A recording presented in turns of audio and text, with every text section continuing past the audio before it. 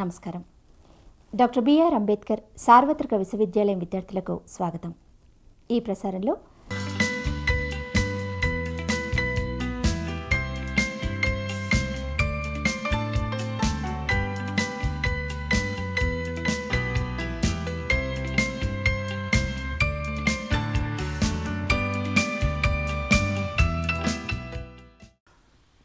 I welcome all of you for this program as part of the Bachelors of Public Relations course.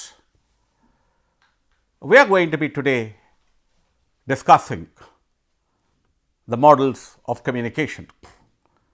As students of public relations and communication, you need to get a comprehensive understanding of how communication takes place and what is the role of models in communication. That is where it is important. Before we get into the models of communication, you need to understand what is the role of communication. Because all the models talk about some of the dimensions which we are going to be talking about. The purpose of communication is an information function. And the purpose of communication also, through communication we are trying to give ideas, attitudes and emotions. And in the process we are disseminating messages. Message is a very important component. All models of communication talk about how message can be disseminated. And in that kind of a context, it's important for you to understand what are the models which are there as part of communication theory. Why do we need to understand these models? And we need to understand these models very effectively to make communication effective, communication meaningful. All of us think communication is easier process, but all the research which has been done so far indicate communication is a very complex and a complicated process. Particularly in a country like India, where media is not accessible to all of them, where audiences are very, very heterogeneous. We need to go about communicating with different kinds of religious group, different kinds of socio-economic background. We are a huge country with about 1,200 million population. That is where in that kind of a context, it is very, very important for you to understand models of communication. These models of communication are scientific. They have been tried out all over the world, and they have also been tried out in our country. As a student of public relations, as a student of communication, if you want to make your communication effective, meaningful, successful, you have to follow some of the models which we are going to be discussing today. Let us now take the first model of communication, which is called Harold Lasswell's model of communication. Harold Lasswell is a political scientist in the United States of America. This is a very popular model of communication. Any student of communication should thoroughly understand this model of communication. This model of communication simply talks about who is saying it, what are you saying it, through which channel are you saying, to whom are you saying, with what effect you are saying. And it's very important for you to understand. Let me repeat it again for your understanding. This model talks about who is the person who is communicating, saying what, and through which channel you are saying, and to whom are you saying, and with what effect you are saying. Look at the dimensions which Harold Lasswell has used in this formula. Who is the communicator? All of us are interested when you are communicating. Who is communicating? Who is that person who is communicating? What is his background? From where that communication is originating? And what are you saying? What is the message? Most of the time, when we are planning our communication messages, we do not pay attention to message. Particularly, as I've talked about, in a country like India, different people have got different levels of understanding, different people have different kinds of education, and we are talking about messages relating to health, education, social development, agriculture. So, we have different kinds of audiences. That is where the message needs to be planned very well. Message, there has to be clarity in the kind of a message you are planning. So, the second dimension which this Harold Lasswell model talks about, first dimension is who is saying it, second dimension is the message dimension, and then the third dimension, in which channel, what kind of a medium you are using for your communication. In a country like India, there are different kinds of media which are available. We are not only talking about use of mass media for communication purposes, such as radio, television, newspapers, and magazines, or maybe documentary. Now, there is a new media which has emerged in this country, social media. How do we go about using social media for developmental messages? In this country, we have been using traditional media for communication. So, the Harold Lasswell formula talks about what is the kind of a medium you are using, what is the channel you are using for your communication purposes. In fact, Marshall McLuhan, in one of his theories, talked about medium is the message. In other words, what Marshall McLuhan said was, once you take a decision on the medium, your message will get disseminated effectively. But in terms of different kinds of context, that connotation is different. In a country like India, medium cannot simply become the message, because as I have said, we have got very, very diverse kind of audience, very plural kind of an audience. Then we need to go about using different kinds of medium for our message. And then he talked about to whom are you communicating? Who are the receivers of your communication? The receivers are audience are very, very complex. Communication, we always say, should be audience specific. Communication, we always say, target audience oriented. Who are your target audience? Do we have an idea about our target audiences? Do we know their socioeconomic profile, their cultural profile? Then we'll be in a position to communicate very, very effectively. Then Harold Lasswell has used another kind of a dimension, with what effect, what is the impact of your communication. We keep saying that communication process is not complete without getting the feedback. So, when we talked about the effect, what is the impact of your communication? To what extent your communication has played a role, or if it has not played a role, why it did not play a role? So, that is where in terms of very, very important model of communication, it is very important for us, because we are also talking about the credibility of communication. When we talk about who is communicating, we are also talking about the credibility of communication, which we talk about the source credibility. Source credibility becomes very, very, very important. So, look at the essence of this Harold Lasswell model of communication, which is a very important model of communication. Whether you are planning a public relations campaign, whether you are planning a communication campaign, whether you are planning an advertising campaign, you have to definitely follow the 5 basic principles of communication to make your communication very effective. That is why all over the world, when we are talking about models of communication to make our communication very, very successful, we go about using this formula: who is saying, what are you saying, to what kind of a channel you are saying, to whom are you saying, with what kind of an effect you are saying. You need to understand this very, very clearly. But there are also other kinds of models which have also talked about the same kind of a dimension, but which a slight variation.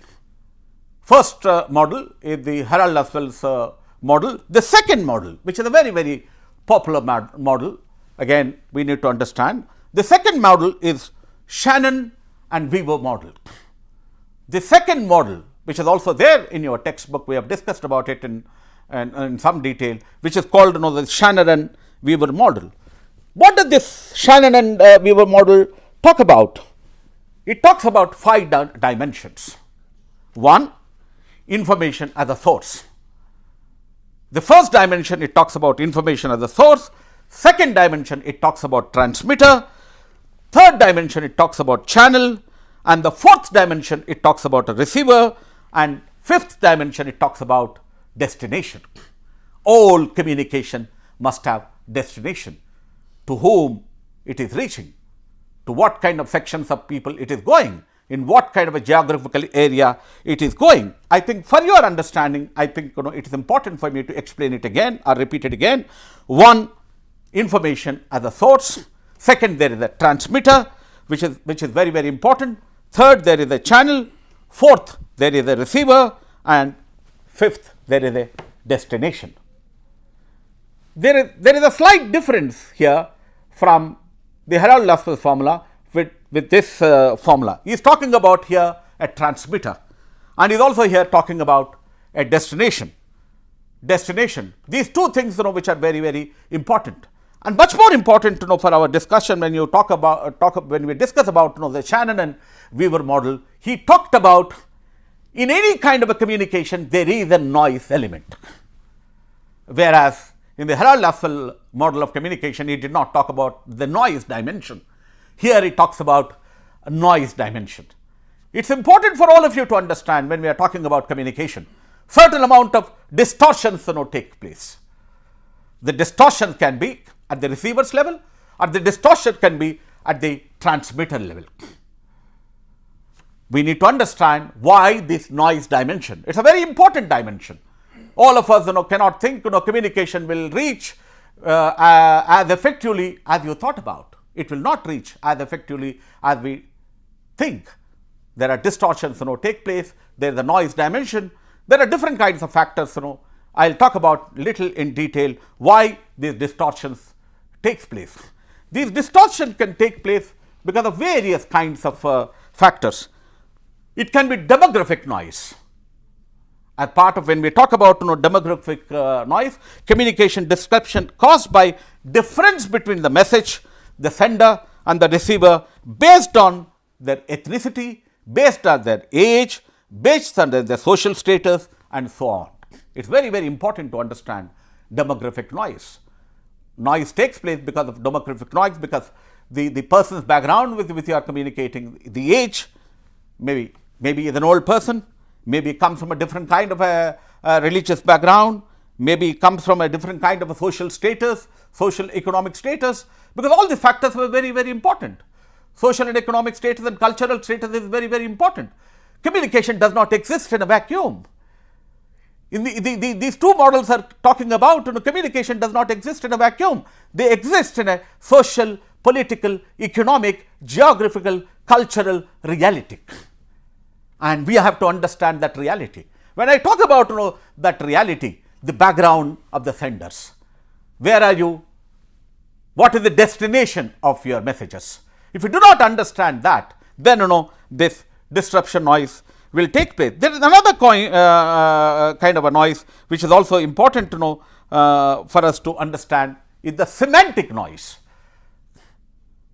What is the semantic noise? Communication disruption caused by use of language not understood appropriately or interpreted by the receiver.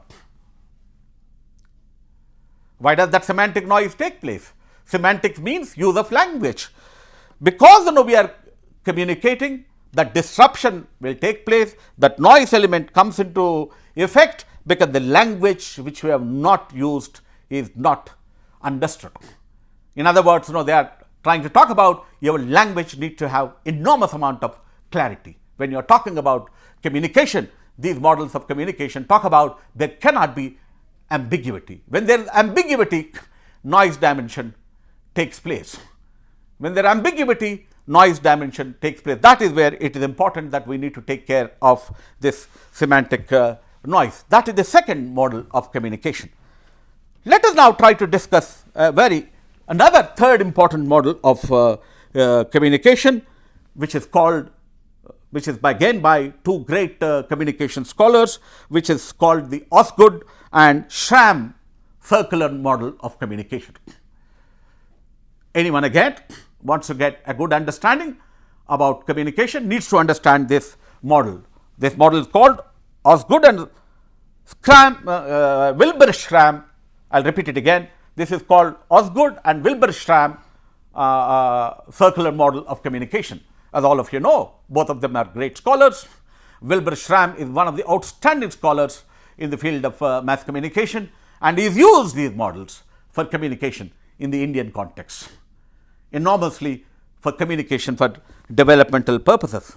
Again, this model also talks about source, message and destination, but there is a slight difference.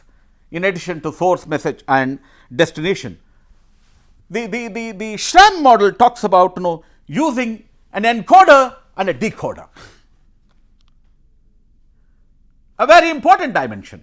There is a code you are using in communication, and that code, that is an encode, has to be decoded.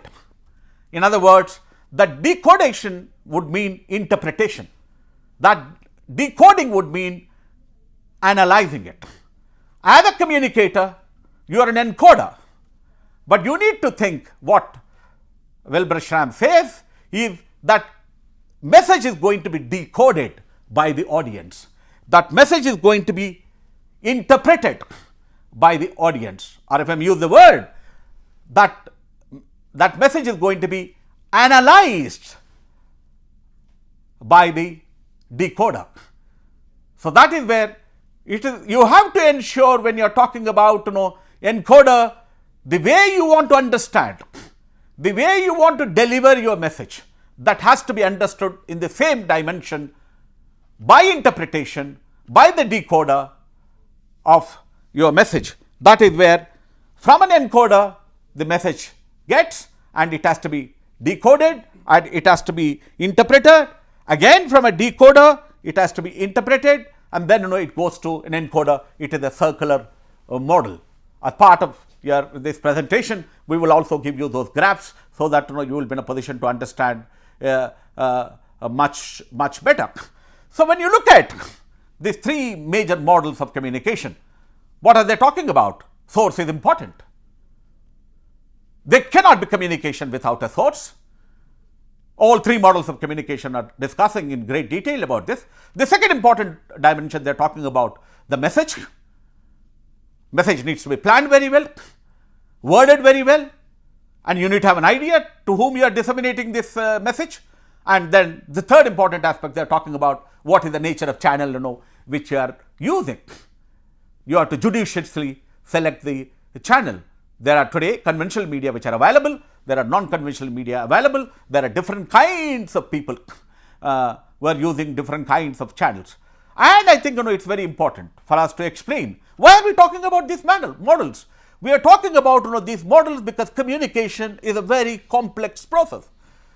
It is not as easy as we are discussing about it. That is where if you can apply these models when you are planning communication for the people in terms of any kind of a message we have, whether it is developmental messages or whether you are talking about other kinds of a planning which goes on in this country, we need to apply these models, the basic principles which have been explained in these models for effective communication. Let me as part of this explain some of the concepts which they have used in these three models. One is attractiveness. Why are we applying these models? To make our message attractive, to make our message it reaches effectively the audience. Attractiveness of the message is important. The models talk about the attractiveness of the message. The second important aspect the three models talk about the audience, the people who pay attention to particular medium of communication. It is very, very important that audience are very important as part of this message. The third important dimension which they have raised as part of these messages is audience feedback. So these three models of communication talk about appealing to the audience, attractiveness of the message, and it talks about the audience. As all of us know that there is no communication without audience. Who are your audience? What is the profile of your audience, so that you can go about reaching your message very, very effectively for your audience. The third important concept which they have been talking about is the effect of communication. That is where audience feedback. When you are talking about effect, it can be effect, it can be impact, it can be feedback. Audience feedback, type of acceptance, how much of the message which you have given they have accepted, if there are any distortions, if there is any noise which has taken place, as we talked about in one of the models, then when we get to know the feedback, we will be in a position to get it. So if you thoroughly understand these three models of communication, then we will be in a position to avoid the demographic noise which we talked about. The demographic noise can be geographical noise, it can be regional factors, it can be cultural factors, it can be social factors, and it's important that when we are talking about to whom are we communicating, because all the three models talk about to whom are we communicating, so that we will try to ensure it. Let me use an important word for communication to be making. The demographics of the audience is very, very important.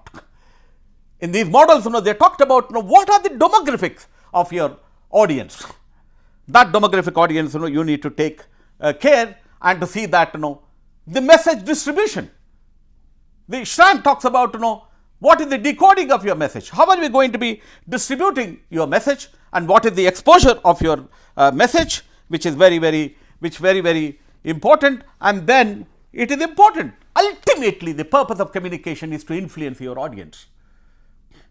You have a source, you have a message, you have a channel, and you have a receiver, but that message has to have influence on the audience. As long as that message does not have influence on your audience, then the audience are not in a position to recall your message. The purpose of the message is also, can you recollect your message? If you can only make it appealing, if you can only make it interesting, if you can follow these basic three models of communication, then you will be in a position to recall your message. And another important aspect, you have to see that your message reaches the audience. The reach of the message is important. REACH. How access of your message is important, and at the same time, we also have to take psychographics into consideration, audience characteristics based on lifestyle characteristics. Take a country like India, we have 300 million middle class, we have other 700 million middle class. The lifestyle of different kinds of people are different. That is where you need to take psychographics into consideration and try to avoid any kind of a semantic noise. Noise dimension can be totally eliminated provided you take and follow these three models of communication very effectively. So, to summarize it, we have discussed about the three models of communication. What is the role of source? What is the role of message? What is the role of channel? What is the role of a receiver? What kind of an impact it has to make it? And then we also talked about who is saying it, what are you saying it, through what channel you are saying, with what effect you are saying. We also talked about the Schramm model of communication, decoding and encoding of a message. And I am sure you should be in a position to understand at least these two following questions which I want to pose it to you, so that as part of your assignment you should be in a position to answer. What are the basic models of communication? Number one, what do these models basic principles are? Please explain the basic principles are. By third question, by using the three models of communication, how can you make our public relations campaigns, communication campaigns effective, successful and meaningful? పాఠ్యాంశాలపై మీ సూచనలు, సలహాలు, సందేహాలు మాకు తెలియచేయండి. మీ సూచనలు, సలహాలు, సందేహాలు మాకు తెలియజేయవలసిన చిరునామా: director, audio visual production and research centre, doctor BR Ambedkar open university, professor G. Rama Reddy Marg, road number 46, Jubilee hills, Hyderabad 500033.